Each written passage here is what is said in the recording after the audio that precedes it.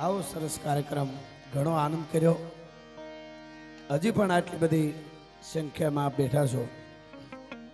ઘણી બધી ફરમાઈશો હતી, લીધી, બાકી રહી, હવે રહીશું, એમાં બાકી રહી જાય એ 2 દી પછી લાપાળિયા. હા લે થઈ એટલે સાહિત્યમાં શબ્દો ભર્યા ત્યાં સાંભળાની સહી નથી તો કારણ બતાવે કાગળો કે એના કાળજામાં કંઈ નથી. આ બધા ગીતો, ભજનો, સંતવાણી, આ તો જેમ સુરાવની ભૂમિ, દાતારુની ભૂમિ, એમ સંતોની ભૂમિ છે. સંતો પણ એવા, તમે થોડા થોડા આગળ હાલો એટલે એવા આડાભીડ સંતો.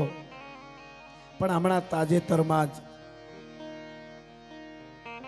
મેના પોપટને મોરલા પારેવાનો નહીં પાર, પણ હંસલા સરોવર વગર ન રહીએ એમ સરોવરને કાંઠે સામજી ગીગડા પીરની ધરતી હતાધાર અને પરમ વંદનીય બ્રહ્મલીન જીવરાજ બાપુએ વિદાય લીધી છે. એટલે બાપુના ચરણમાં સત અહીં પ્રણામ કરી અને આ બધા વતી હું એમને વંદન કરું છું. અને ઘટનાઓ વિશ્વમાં ક્યાંય ન બને એવી ઘટનાઓ ભારતની ધરતીમાં બનતી હોય છે. આપણા શાસ્ત્રો છે, એમને મને એમ કે ફરમાઈશ છે. સારી વાત, સરસ. અને આજે સરસ બેને ગીતો ગાયા. ગીતો તમે સાંભળતા હતા, હું વાતો કરું ત્યારે વાતો સાંભળતા હતા. સાચી વસ્તુ સાંભળવાનો એક યુવાનોમાં દાજ જાગી છે. નાના નાના છોકરાઓ હોય, બાળકો હોય, પછી 15-15 વર્ષના, અને એ છોકરાઓ પાછા સારી વાતો સાંભળવાનું કહે, સારા ગીતો સાંભળવાનું કહે, ત્યારે અમે રાજી બહુ થઈ. કારણ કે અમારાથી જેવું તેવું બોલાય નહીં. હું ઘણીવાર બોલ્યો છું કે ઓઢણી ઓઢું ઓઢું ઉડી જાય એ ગીત અમારા નથી. અમારી ધરતીમાં ઓઢણી ઉડે તો એને ખીલા તરબી દેવામાં આવે. એ ધરતી છે ભલા માણસ. અને ઈ કઈ હગે કા મરીજો કા મારજો અન પીઠ દેજો માં લગાર નકર મારી સૈરું મેણા મારશે. આ તો કાયર કેરી નાર. બરાબર વગડાની માલિકો રામ ધીરા ધીરા રાજપૂતાણી હાલ્યા જાય અને એમાં નાગણી આડી ફરી આમ મને ફૂફાડા મંડી મારવા, ફેણ ચડાવીનો નાગણી મંડી ફૂફાડા મારવા. રાજપૂતાણી આ બાજુ તરી ગયા, નાગણી ન્યા આડી ફરી. 2-3 વાર આમ આડી ફરીને ફૂફાડા મંડી મારવા વધારે. ત્યારે રાજપૂતાણી એટલું કીધું કે નાગણ, આટલું બધું અભિમાન શેનું છે કે તું ફૂફાડા મારે છે? આટલું બધું શું અભિમાન છે તને? નાગણે કીધું મારો પતિ નાગ છે, ઈ કાળોતરો એક ફૂફાડો મારે તો પછેડીવા લીલા ઘાસને બાળી નાખે, અને એક આમ દંશ મારી દે એટલે ડગલું ના ભરી શકે માણસ. એવું ઝેર છે મારા પતિમાં, એનું મને અભિમાન છે ને, એટલે હું ફૂફાડા મારું છું, એટલે ફેણ ચડાવું છું. નાગણે કીધું મારો પતિ એવો છે ઝેરી નાગ. અને ત્યારે રાજપૂતાણીએ કીધું કે નાગણ તો સાંભળી લે, તારો પતિ નાગ છે ને એ ફોતરા જેવી કાસળી પહેરે, પણ સાંભળી લે ક્યું નાગણ અંજસ કરે ફના ચરા ચરા. એ નાગણ શું અભિમાન ફેણ ચડાવી ચડાવીને કરે છે? ક્યું નાગણ અંજસ કરે ફના ચરા ચરા તો પીયું અંગ કાસરી ને મો પીયું અંગ સના. તારો પતિ નાગ તો ફોતરા જેવી કાચળી પહેરે છે, પણ મારો પતિ રાજપૂત 1.5 મણનું લોઢાનું બખ્તર પહેરે છે, તોય કોઈ દી મેં તારી જેમ નથી કર્યું. તો પીયું અંગ કાસરી અને મો પીયું અંગ સના, તોય મેં કોઈ દી અભિમાન નથી કર્યું.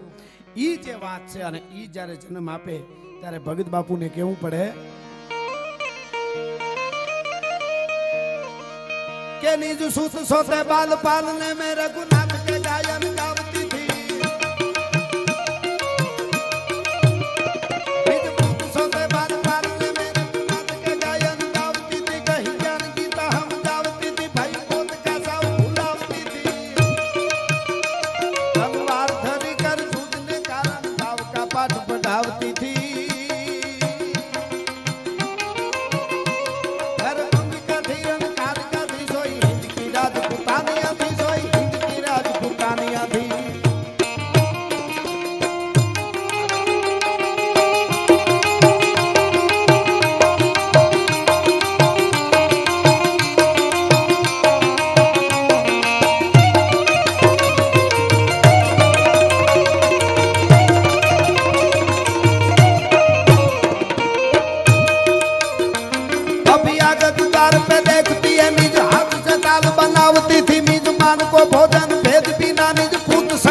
जमाड़ती थी। अभियागत द्वार को देखती है दिन हाथ से थाल बनावती थी। मेजमान को भोजन भेद बिना निज पूत समान जमाड़ती थी। सम्मान करी वीर दान करी जित लोभ का लक्षण मानती थी। अपमानती थी मन मोह बड़ा सोई हिंद की राजपूतानिया थी। सोई हिंद की राजपूतानिया। आ गीत पर आखी रात बोलाय पण एक कડીની પાછળ એક નાનકડો પ્રસંગ કેવો છે એટલે આ ગીત હું ભગત બાપુનું ગાઉં છું અને હું ફરી અને બધી જ્યાંથી જેની વાતો જેવી મળે સારી એ બધી વાતો હું ભેળી કરી અને બોલું છું। શું કામે એક થવા માટે બધાઈને જે જ્ઞાતિવાદના વાદના અત્યારે એટલા બધા ઝેર રેડાઈ રહ્યા છે અને એક વખત તો આખો દરબારની ડેલીએ વાર્તાઓ મંડાતી તેથી કોઈ પણ વરણની વાર્તા કરે અને ખમકારા અને પડકારા થતા હતા। કોઈ દી અમને ક્ષત્રિયોએ નથી કીધું કે અમારી વાર્તાઓ સિવાય કોઈ વરણની વાર્તા ન કરતા એટલે હજી સુધી રાડ્યું નાખીને અમે તમારી વાતો કરીએ છીએ। હા એનો હુકમ નથી કર્યો કવિરાજ કાંઈક થવા દો અને પછી એટલે ધર્મેન્દ્રસિંહભાઈ મારું કહેવાનું જયપાલસિંહભાઈ એ છે કે આ બધું જીવતું રાખવા માટે અને સાથે જોડીને જીવતું આ જ્ઞાતિ આમ જાય આ જ્ઞાતિ આમ જાય એવી રીતે નહીં અને કેવા બલિદાન એનો પ્રસંગ કેવો છે એટલા માટે રણતાત મારે સુતપ્રાત મારે નિજનાથ મારે નહીં રોવતી थी सब घायल फौज को एक करी तलवार धरी कर जूझती थी। रणतात मारे सुतप्रात मारे निजनाथ मारे नहीं रोवती थी सब घायल फौज को एक करी तलवार धरी कर जूझती थी। सिर जड़ी सिर झीलती थी और फौज का पांव हटावती थी। कवि वृंद को गीत गवावती थी। सोई हिंद की राजपूतानिया थी। सोई हिंद की राजपूतानिया थी।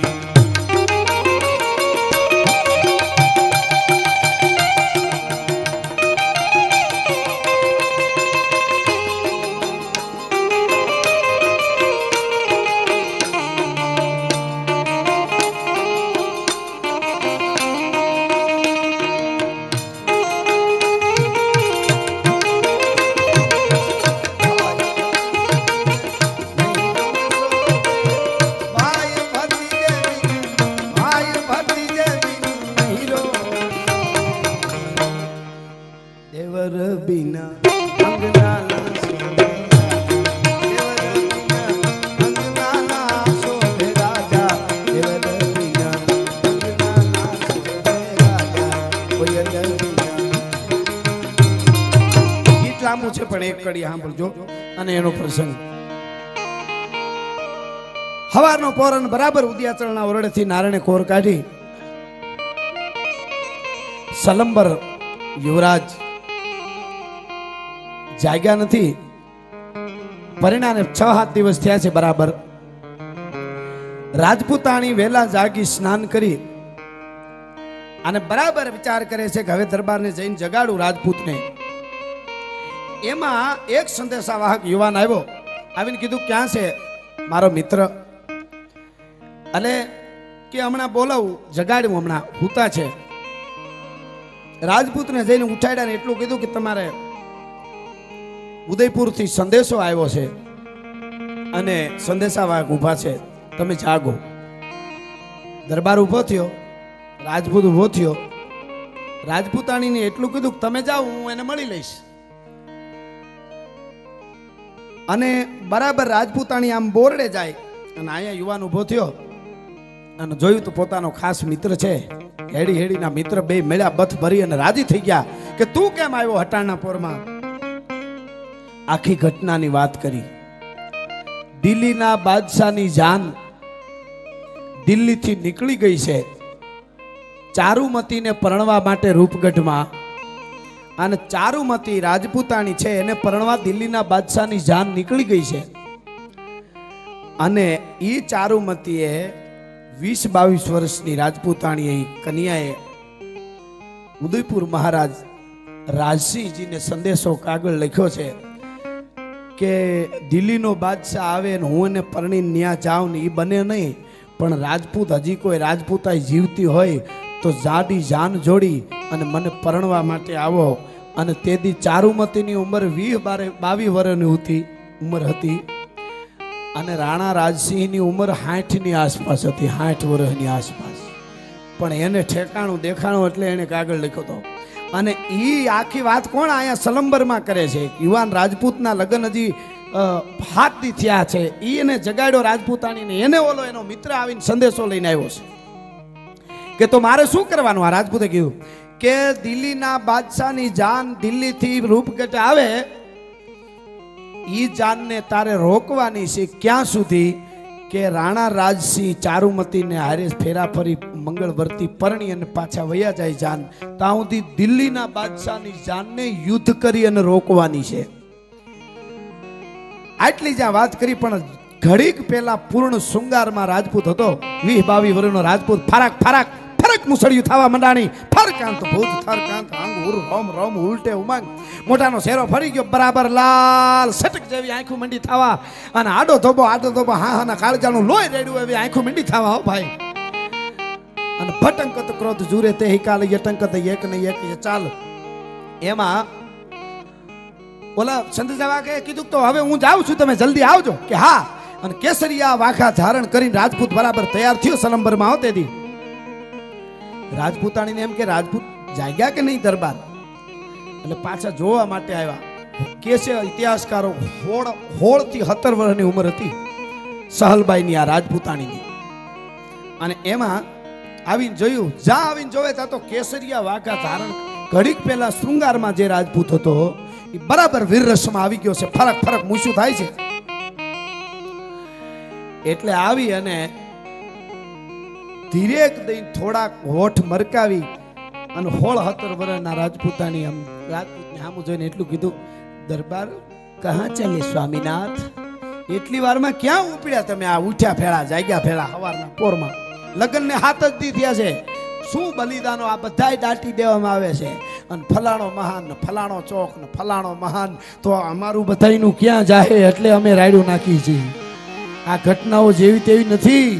બધા ચોક બનાવવા છે જે આપણે, એટલા માટે અમે આ બધી વાતો કરી છે. એટલે હા સરસ, એ બધું આમાં આવી ગયું. સંસ્કૃતિની હું પાછું જે કોઈ આપે ને જાહેરમાં જ કહું. તમે સંસ્કૃતિની વાતો બહુ કરી, ઘણી કરી, પણ ગાય માતા વિશે કંઈક બોલો, એ આવશે ધીરે ધીરે બધું. આમાં બધું આવી ગયું.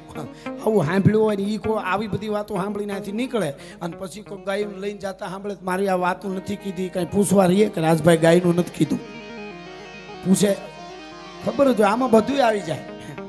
તું તો તેરે બાસન સમાન પાણી ભર લે.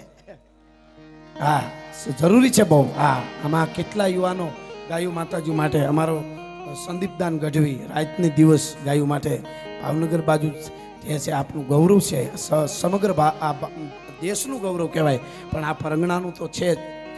ગાયું માતાજી માટે આવા ઘણા બધા યુવાનો, આમાંથી કદાચ નામની ખબર ન હોય ને આપણને એવી રીતે, પણ ઘણા અમારે શૈલેષ મેર સુરતમાં છે, ભૂકા કાઢી નાખે, ગાડીયું ખટારાઓને આડિયું નાખી દે.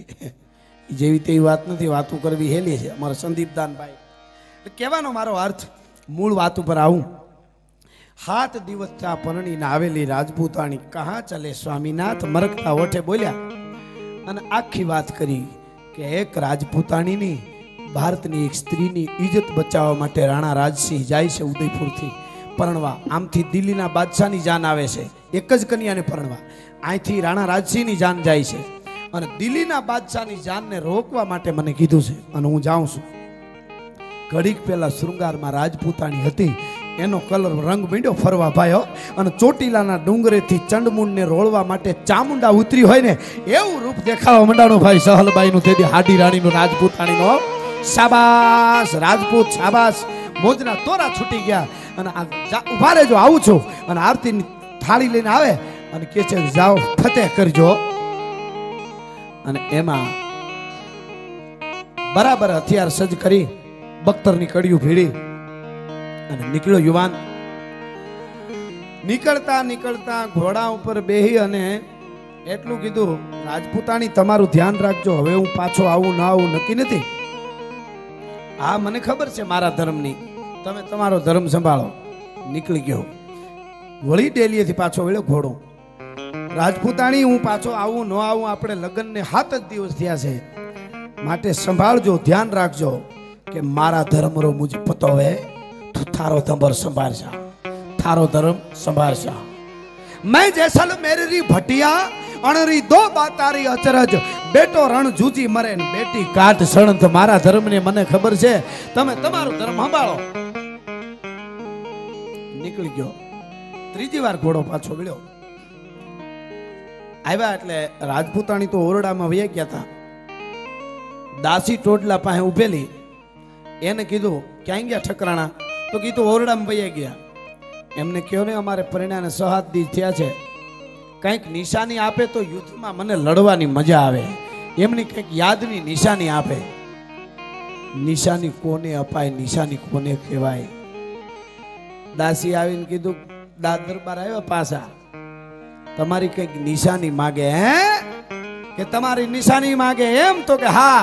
દાસી તરવારને તાહડો લઈ આવ, મારું માથું કાપીને તાહડામાં મૂકી દઉં, મારું માથું દરબારને દઈ દે, એનું જીવ મારામાં રહે તો હું જહ ફાડવાનો હતો યુદ્ધના મેદાનમાં. રાજપૂતને આપી દે. અને કોચડું ધૂપ કરતું માથું કાપ્યું. શું બલિદાન છે સાહેબ! આજની દીકરીઓને ખરેખર આ બધાય પાઠ ભણાવવાની જરૂર કે તમે કોણ છો. આ દેશની દીકરી આજ પણ હાલી જતી હોય તો નારાયણને અવળું જઈ જવું પડે. સૂરજને આના સામું ન જોવાય. આ હિન્દુસ્તાનની દીકરી છે, પણ એ રીતે રીએ તો ડિસ્કો દાંડિયો કૂદકા મારતા હોય કોણીઓ મારે, એમાં આપણો વાંક નથી ભાઈ. પછી કે हमारे साथ ऐसा करते हैं वैसा करते हैं, आप ऐसा क्यों करते हैं? आप जैसा रहते हैं ऐसा होता है, वातावरण बनाना पड़ता है. હા એટલે પણ શું સાહેબ એ ઘટના છે. આમાં કોઈ યુનિવર્સિટીમાં ભણવા માટે રાજપૂતાણી નહોતી ગયો. માથું કાપીને આપી દીધું અને બરાબર દાસીના હાથમાં તાહડો દીધો. દાસી આમ રેશમી કપડું ઢાકેલું જઈ અને ત્રાહડો આમ લંબાયો. ઘોડા ઉપર બેઠા બેઠા રાજપૂતને કીધું, લ્યો આ ભેટ મોકલી છે, લેતા જાઓ. તરવારની પીછીથી કપડું આઘું કર્યું. એને એમ કે કંઈક કહેશે. આમ જોયું ને, 2 મીંઢલા 2 ચોટલા વાળેલું માથું ઊભું પીડ્યું છે તાહડામાં. લોહીમાં જેને કહેવાય બુટીવા મીડ્યું છે માથું. 2 મીંઢલા. હું તો ત્યાં સુધી કહું છું, 2 ચોટલા વાળવાનો એને જ હક છે. જેને દેશ માટે પતિને જવાનું થાય ને તેથી માથું કાપીને આપી દેવાની ત્રેવડ હોય એને જ 2 ચોટલા વળાય. બાકી 2 ચોટલા એક બરોબર છે. હા, શું કામે? એના પતિને આમ 2 ગાંઠ વાળીને ગળામાં માથું બાંધવા થાય. એ આમ જોયું, ઓહો રાજપૂતાણી મારી પેલા વિદાય લઈ લીધી. પણ રાજપૂતાણીની આંખું આવ્યું, આમ જીવ નહોતું પણ આંખું રાજપૂતની સામે આવીને જાણે કહેતી હતી કે રાજપૂત તું સ્વર્ગમાં જા અને ઉર્વશી, મેનકા, રંભા, અનંગસેના, વસંતસેના, કામકુંડળા એ અપસરાઓ તને વરવા માટે આવે ને તને વધાવે ને એ વાતમાં માલ નહીં, સ્વર્ગમાં તને વધાવવા માટે હાર લઈને ઊભી હશે. હવે વેલા હાર વયો આવજે. અને બરાબર આમ દાસીના હાથમાં ત્રાહડામાં માથું હતું. એ દેવા દાસી આમ ઊંસા, જોજો એની હારે રહેવા વાળી દાસી આમ ઊંસા હાથ કર્યા ને જા 2 અને બરાબર રાજપૂતની નજર પડી. દાસીએ 2 પડખામાં આમ કટારો ધરબી દીધી હતી અને લોહીના ભભૂકા જાતા હતા. રાજપૂતે કીધું કે દાસી તું તો કે મને આ લઈ આવવા વાળી વહી જતી હોય પછી મારે હું પડ્યું રહી, હવે તમે પાછા ન પડતા હો. બસ એટલું તમને કહેવા માટે આવી છું. અને એ 2 ચોટલાને ગળામાં બાંધ્યા. હાડી રાણી એનું નામ હતું સહલબાઈ. અને એ ચોટલો રાજપૂતાણીનું માથું આગળ રહ્યું અને યુદ્ધના મેદાનમાં ઉતર્યો રાજપૂત. આજે જેમ વિડીયો વાળા હોય છે, મીડિયા વાળા હોય છે, એમ તેથી લઈ આવો. હાથી ઉપર બેઠા હોય, જે હાથી ઉપર પિંજરું હોય, પિંજરામાં કવિ બેઠા હોય, ઉપર ધોળી ધજા હોય, એના ઉપર કોઈ ઘા ન કરે. એ બેઠા બેઠા અટાણે વિડીયો ઉતારે એમ લખતા હતા. એ નજરે જોનારા લખીને એમ કહે છે, 3જે દિવસે યુદ્ધ કરતા કરતા રાજપૂતના મોઢા ઉપર કડચલી પડી ગઈ હતી. મોઢું હુકાવા માંડ્યું હતું, ભેળું થવા માંડ્યું હતું. પણ રાજપૂતાણીનું મોઢું આગળ જે બાંધ્યું હતું ચોટલો અને આમ મુખ આગળ હતું રાજપૂતને, એ રાજપૂતાણીના મોઢા ઉપર નહીં, હોઠ ઉપર કડચલી નહોતી પડી. આનાથી મોટી જગદંબા તમને ક્યાં જોવા મળે? કોક દી કલ્પના કરજો. હોઠ ઉપર કડછલી નહોતી પડી સાહેબ. ઈ જગદંબા છે, ઈ જ આપણી શક્તિઓ છે. અને ઈ શક્તિ જ્યારે એવું આપણને આ દેશની ધરતીમાં દીકરીઓ જ્યારે એવા પરાક્રમ દેખાડશે ત્યારે ભારતમાં દુર્ગાની પૂજા થવાની અને નારી શક્તિનું કોઈ અપમાન કોઈ દિવસ નહીં કરી શકે. એટલે ભગત બાપુ આ કડીમાં કહે છે કે રણકાજ બડે રાજપૂત ચડે વહી દ્વાર ખડે મન સોધતી थी. रણकाज बड़े राजपूत चढ़े वही द्वार खड़े मन सोचती थी मेरा मोह बड़ा इसी काज खड़ा फिर शीश खड़ा दिन काटती थी.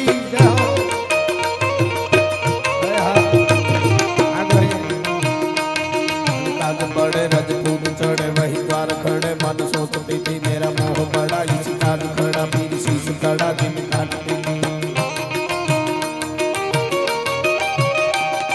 शेष लता समकेश पटापति देव को हाथ पहनावती थी. अब धूतनी थी जमदत्नी थी सोई हिंद की राजपुतानिया थी सोई हिंद की राजपुतानिया थी.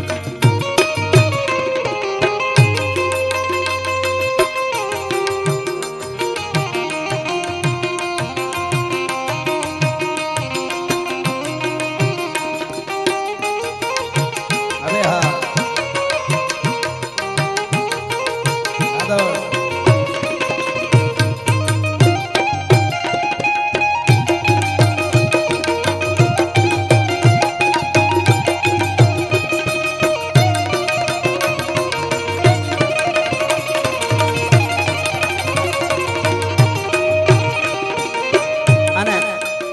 पद्मावती જે ફિલ્મ આવ્યું એ વખતે હું બોલેલો આજ પણ આપને કહું રાજપૂતાણી એમાં નૃત્ય બતાવ્યું હતું.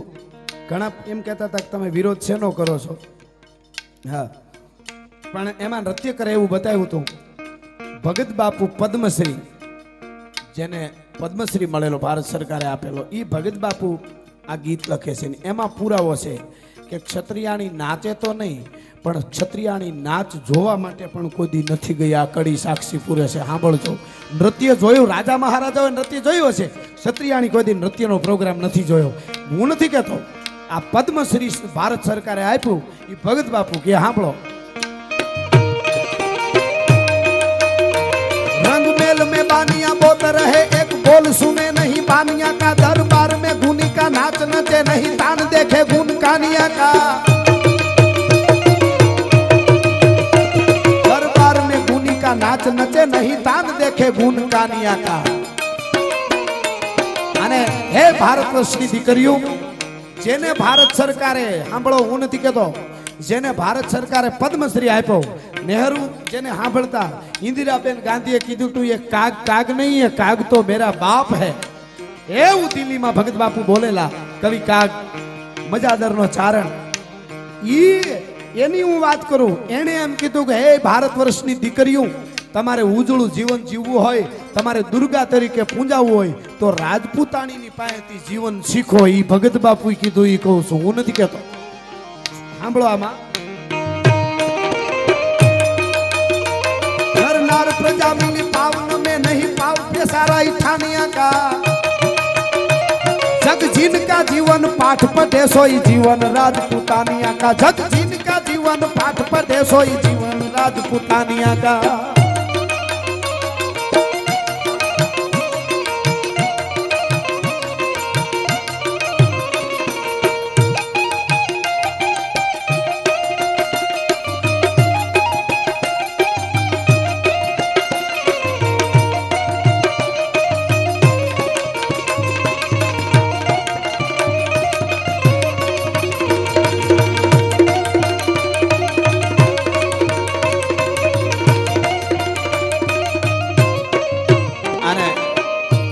કહું છું, આજ હું તમે આનંદ કરી શકતા હોય.